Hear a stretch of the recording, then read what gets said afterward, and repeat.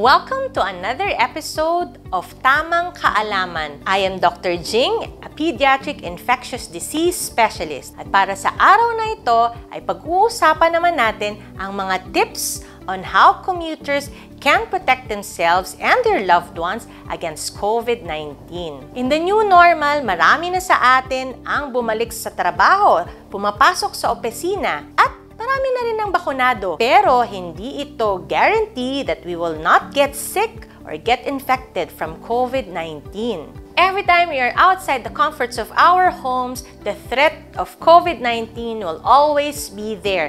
Kaya naman, importante pa rin na sumunod tayo sa mga COVID-19 precautions. Kung kayo ay gumagamit ng public transportation, mahalaga na kayo ay nagsusuot ng tightly fitting masks. Iwasang humawak sa mga surfaces o mga bagay tulad ng handlebars sa loob ng tren or jeep. Kung hindi naman ito maiiwasan tulad ng pag-abot ng bayad o ng sukli, huwag kakalimutan na kayo ay mag-hand sanitize or doing hand hygiene. Kaya importanteng may dala kayong sarili ninyong alkohol. Kinakailangan pa bang magsuot ng gloves para maiwasan ang paglipat or pagkapit ng sakit sa ating mga kamay? Ang pagsusuot ng gloves ay hindi recommended. Actually, ang gloves ay another source of contamination. Ang mahalaga, kayo ay nag-hand hygiene or nagsasanitize ng inyong mga kamay every time there's contact with surfaces or objects. Mahalaga na laging nakasuot ang inyong mga masks. Iwasan ang pag-inom o pagkain sa loob ng public transportation. Iwasan ang pagsasalita o pagtawag paggamit ng cellphone habang kayo ay nakamask. Alam niyo ba na ang mask, kapag ito ay na-soil ng laway, ng saliva, hindi na ito magiging epektibong layer of protection against COVID-19.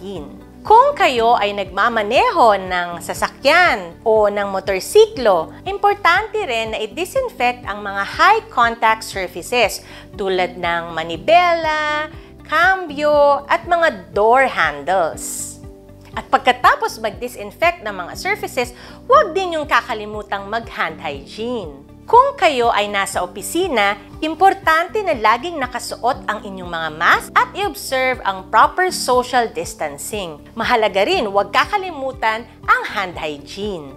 Kung kayo ay kakain, panatilihin pa rin ang social distancing at iwasan ng masyadong chika. Huwag din kalimutan ang hand hygiene, lalo na kung kayo ay naghawak ng mga surfaces. Kung kayo ay pauwi na, huwag pa rin natin kakalimutan ang mga tips na nabanggit. Ulitin natin, pagsusuot ng mask, less surface contact, pag-hand hygiene, pag-observe ng social distancing.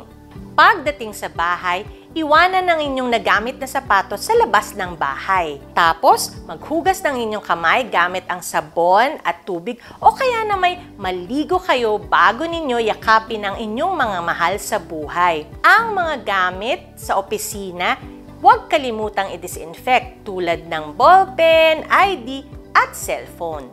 And there you have it! Sana ay marami kayong natutunan sa ating mga tips para sa ating mga hardworking commuters.